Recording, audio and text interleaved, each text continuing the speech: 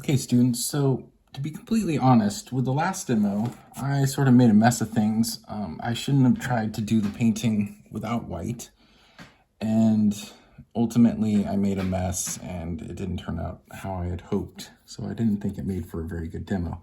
But that's okay, because first of all, I'll show you what I did with my mistake. I basically just wiped it in really good to make a nice stain. I love this color, it looks great. I can use this later. So I just wiped off the excess paint, smudged it all around, and this is what I ended up with. It's perfect.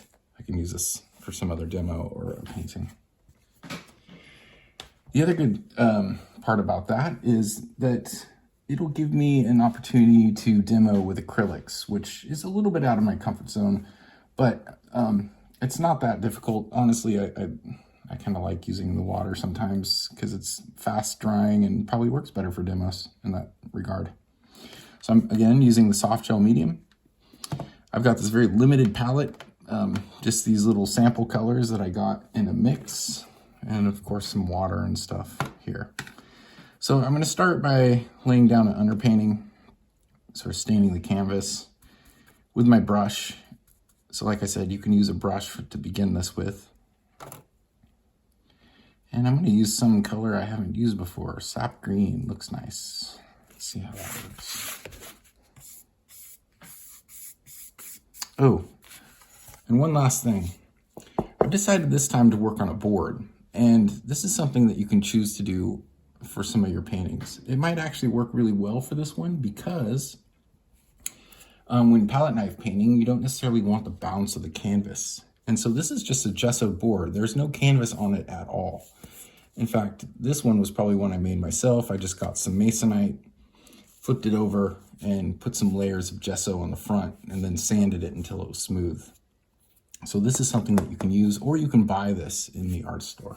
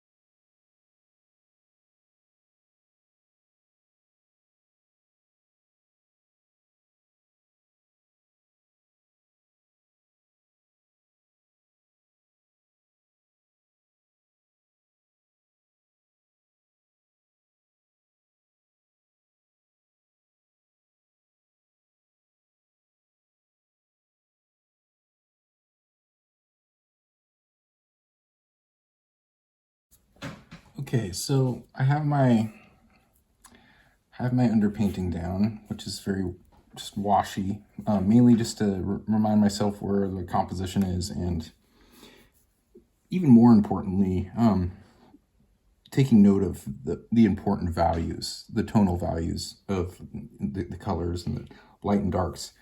You got to remember those are probably some of the most important things you need to keep into consideration when you're painting. Color is important, but probably not as important as values. So I'm going to go ahead and let this dry for a few minutes and start mixing up some paints and preparing to mix them with the gel medium.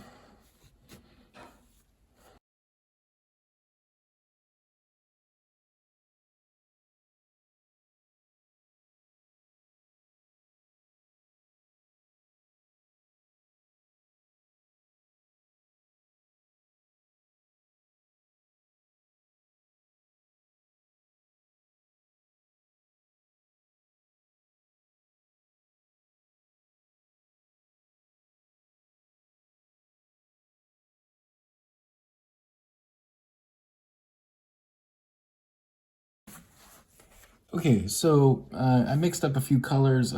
Hopefully those are right. I might have to mix a few as I paint, but for tools, I've decided to just grab a few things from the garage that I thought would be handy. Well, I got a couple of putty knives. Those would be good, very similar to a palette knife, my regular palette knife. There's different shapes of these too, by the way. Some are really interesting. I don't have any on me, but I think this one will do. Got a rusty nail. I got a Amsoil preferred customer card. It's kind of plasticky. Might be nice for scraping stuff around. And just a really clean sponge I just got out of the wrapper today, which I can use to wipe stuff away or apply things. Okay, so in giving myself these parameters, of a particular type of tool to apply the paint, I should get a certain look. How much the paint is going to be raised, like what it's going to look like, sort of how it's applied, the marks that are going to be made are all going to be contingent on the fact that I'm picking these particular tools to use. Sort of limiting myself or giving myself that challenge.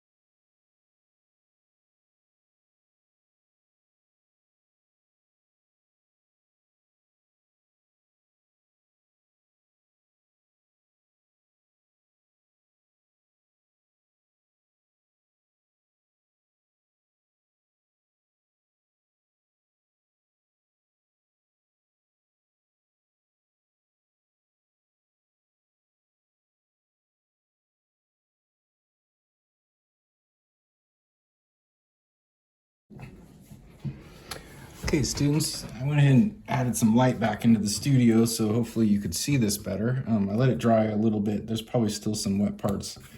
Honestly, I'm kind of getting to the point where I feel like it was going to turn into mud if I kept messing with it. There's a lot of texture on there with those marks and sort of the buildup of the putty, the paste, the impasto.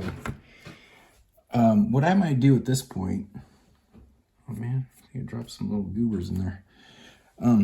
What I would do at this point, I think, is let this dry and perhaps do a little bit of finishing with a brush. Maybe just kind of work my way into some of the edges that I want to bring back out, make them more clear, that sort of thing.